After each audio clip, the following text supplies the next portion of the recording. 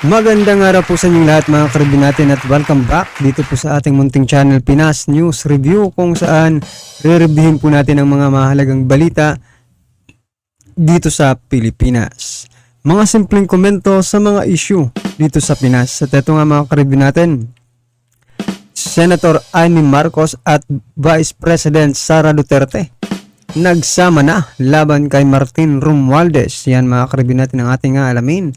Mula po rito kay Taong Kalye, nasa description po ang full video link ng balitang ito. Subscribe na po kayo. At kung bago ka pa lang at di pa po nakapag-subscribe sa ating munting channel, please don't forget to subscribe at i-click na rin po ang bell notification para updated ka po sa lahat ng ina-upload nating reaction video. At ito na nga, sama-sama at sabay-sabay po natin pakinggan, panoorin at bigyan ng reaksyon ang balitang ito. Ito na po. Sabihin yan, abay, ibig sabihin po niyan, talagang panahon na ng batuhan ng putik. Dahil talaga pong lumalabas ng katotohanan na yaang People's Initiative na yan ay talaga namang bribery initiative at politicos initiative. Well, ngayon, importante, abay, kinakailangan itaguyod natin ang katotohanan sa mga putik na binabato dun sa dalawang babae with ball. Ito nga mga kababayan, bago natin ituloy ang video na ito, kung bago ka lang sa aking YouTube channel baka pwede makahingi ng like at subscribe at click mo na rin ang notification bell para updated ka sa aking nilalabas na bagong video. Salamat po. Ngayon, abay, binabato na ng putik ang dalawa nating paboritong babaeng with balls, si VP Sara at si Super Ate to the President, Amy Marcos. Unahin muna natin yung latest na binato nila kay Inday Sara. Abay, sabi nitong witness neto, sino ba yan? Alias Ray ba yan? Sa Senado, na nung palabas daw ng, ewan ko ba yun, premises ni Pastor Kibuloy, ito daw si Inday Sara at sa PRRD ay merong bit-bit na barel na ibinigay sa kanila ni Pastor Kibuloy. Ako naman, hindi ko na sana papansinin yan, no? Kasi naman, sino naman maniniwala na yung matanda ng PRRD ay magbubuhat pa ng baril? At saka diba, napakadami naman nilang security guard para magbuhat ng baril na ganyan. And it applies to both Inday Sara and FPRRD. I doubt kung meron kang mabibigay na mabigat sa kanila na sila mismo ang magbubuhat. Pero tignan natin itong nakakatawang sagot ni Inday Sara sa kanyang TikTok. Let us play it.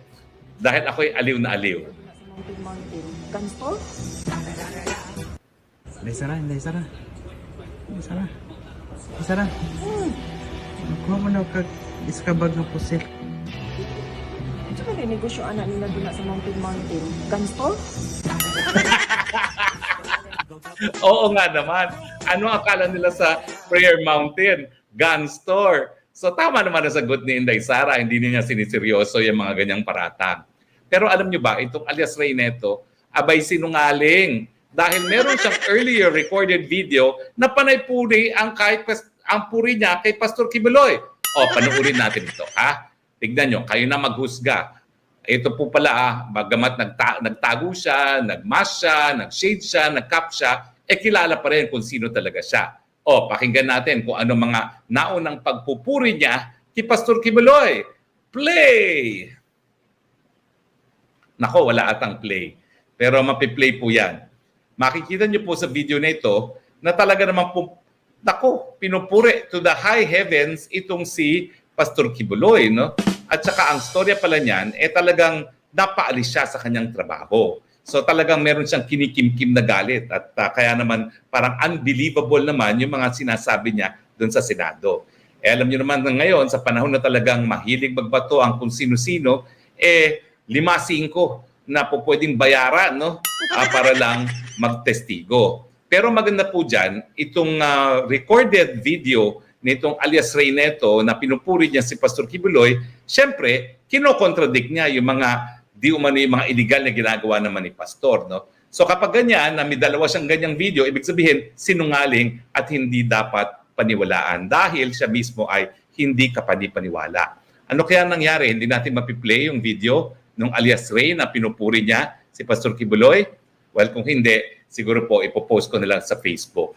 Now, binato rin si Super Ate to the President, Amy Marcos, dahil nga pinupuntiryan niya yung AKAP na siya mismo, siya ang chairman ata ng social DSWD budget, ay hindi rin niya alam na bigla palang merong 26.7 billion na AKAP na ito ay wala dun sa proposal ng Malacanang na ang tawag ay National Expenditure Program. Wala ito dun sa bersyon ng House na inapprove ng Kamara de Representantes sa plenary. Wala rin ito sa bersyon ng Senado na inapprove. At bagamat pinirmahan nila yan, ang pirma ay electronic signature, dapat ilalagay doon sa BICAM. Pero mukhang naisingit nga itong yung AKAP sa BICAM. Abay, binato siya ng mga kongresista ngayon ang sabi, ikaw nga, nagpa-realign ka ng bilyones na pondo galing sa 4Ps. Nais mong bawasan ang mga natatanggap na ayuda ng mga pinakamahihirap daw na mga Pilipino. So, ito talagang mahirap dito mga karbin natin, no? Kasi kapag iniimbestigahan yung isang issue, yung nag-iimbestigahan, kapag may problemang mga lumalabas, di ba? Binabato agad ng another issue. So, matatabunan na naman ito pag ito ang nangyari, di ba? Like for example, dito kaya Senator Amy Marcos, di ba? Kung yung issue ng AKAP, doon po sila nakafocus. Tapos itong kongreso, di ba? Magpapasabog na naman ng bagong issue patungkol kay Senator Amy Marcos. Hindi walang papatutunguhan ito, di ba? Kasi batuhan na lang batuhan ng kung ano-anong issue. O gaya ng PI, di ba? O nakalimutan na siguro. Ha? Gaya nako. Dapat siguro mag-focus muna kayo sa isang issue lang, no? At sagutin lang kung ano yung itinatanong ng Senado, hindi yung isasagot yung issue rin. Aba, walang katapusan ito. Well, sumagot po si Super Ate. Alam niyo po talaga, kahit anong paratang naman, basta ikaw ay nasa punto ng katotohanan, hindi ka tatablan. Ano pa lang nangyari? Aba, noong 2022 budget pala ng DSWD, 45% pa lamang ang kanilang nagagasta. At ito po ay nalaman nila nung hearing ng 2023. So anong ginawa ni Super Ate to the President? Kesa naman bumalik yung pondo na para sa ayuda sa general funds, kasi ganun po yun. Pag hindi mo nagasta ng taon yan, babalik yan sa treasurer ng Pilipinas at hindi na ba magagamit ang programa. Ang sabi niya, gastusin na yan sa ibang programa ng DSWD din. Ito masyadong maliit, pero ilan sa mga programa na tinustusan niya dahil nga doon sa 45% pa lang nagagastos na galing sa 4Ps, yung AIC na tinatawag, at saka meron pang isang programa na hindi ko mabasa ngayon dahil masyadong maliit ito, no? Ano ba ito? Hindi na ba ito na-expand, no? Pero ang nakasulat po dito ay AIC at saka sa ito po kasi pinablish ko po sa aking Facebook yung buong sagot niya, no? So ito po daw ay linipat sa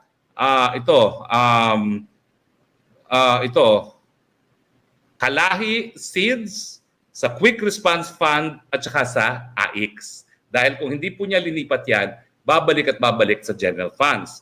Tapos nagkaroon din ng pagbabawas daw sa AIX na 5 bilyon, no?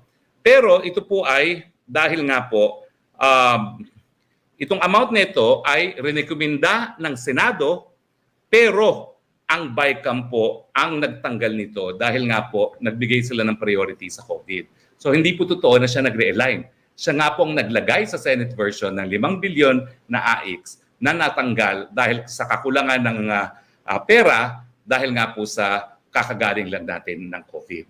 So ano pong ibig sabihin yan? Abay, ibig sabihin po niyan talagang panahon na ng batuhan ng putik. Dahil talaga pong lumalabas ng katotohanan na yaang People's Initiative na yan ay talaga namang bribery initiative at politicos initiative. Well, ngayon, sinasabi nila na parang may compromise na ng Senado at ang Kamara as lawmaking bodies gagawa ng ordinaryong batas tapos isusumitin nila sa taong bayan yung kanilang pinagkasunduan para ratifikahan sa isang plebisito. Yan po yung tinatawag nilang Bernas Formula. I disagree po. Ako po ay nag-aral ng aking constitutional law at nagturo rin ng constitutional law sa UP. Ang naging teacher ko po dyan sa constitutional review, sa tingin ko ay pinakamagaling na constitutionalist ever, si Vicente Mendoza. At kagabi nga po, sa birthday ni Justice Victorino, ay kami nagkita rin. Ang posisyon po namin ni Justice Mendoza, 3 pamamaraan lang po ang pwede para amendahan ng saligang batas. Constitutional Convention, Constituent Assembly, at People's Initiative. Yung ginagawa ng Kongreso, sa tingin namin, na tinatrato nilang ordinaryong batas, ang proposed amendments sa economic provisions ng Constitution ay unconstitutional. Bakit? Hindi po yan Constituent Assembly. Ang Constituent Assembly po, hindi gumagana bilang ordinaryong Kongreso ang ating Kongreso. Kung hindi, yan po ay non-legislative function. Kaya kinakailangan magkaroon ng joint assembly at dyan po sila magpo-propose ng mga amendments, no? Tapos dapat separate voting. Para po yung SONA, no? 'Di ba pag SONA joint session sila, pero nagde-declare ng quorum ang Senate President, nagde-declare ng quorum ang Speaker. So dapat ganyan po 'yan dahil yung Constituent Assembly hindi po sila umuupo bilang Kongreso. Umuupo sila bilang Constituent Assembly na special assignment ng Kongreso pero hindi po 'yan lawmaking. Pero pag-usapan po natin yan sa mga susunod na panahon. Ang importante, abay kinakailangan, itaguyod natin ang katotohanan sa mga putik na binabato doon sa 2 babae with balls. At ako pa rin, no? Ako kung meron magsasaksid na presidente, ako po ay para kay Inday Sara for President at Super Ate to the President, Amy Marcos, for Vice President. Bagamat, pareho naman silang nagsasabi, napakaaga pa. Kaya nga hindi nila maintindihan kung bakit si Mr. Speaker napakaaga mangampanya at manira ng mga posibleng katunggali, ang tagal-tagal pa ng 2028. 2025 muna tayo. Tignan po natin ang mga reactions ng ating mga texters. So yan mga karibin natin, ano po ang inyong masasabi dito sa mga binabatong maruruming putik kina Vice President Sara Duterte at Senator Amy Marcos, no? Talaga naman. Ayaw talagang tigilan yung mga malalakas na posible na maging kalaban niya sa darating na eleksyon mga karibin natin, ha? So, yan, lahat naman po tayo may kanya-kanyang opinion. I-comment na lang po sa baba para at least alam po ng ating mga kababayan ang inyo pong nararamdaman patungkol po sa naging balitang ito, right? Alright, kung bago ka pa lang at di pa po napag-subscribe sa ating munting channel, please don't forget to subscribe at i-click na rin po ang bell notification para updated ka po sa lahat ng ina-uploads nating reaction video. At wag din pong kalimutang mag-subscribe kaya Taong Kalye. Nasa description po ang full video link ng balitang ito. Subscribe na po kayo. Maraming salamat po.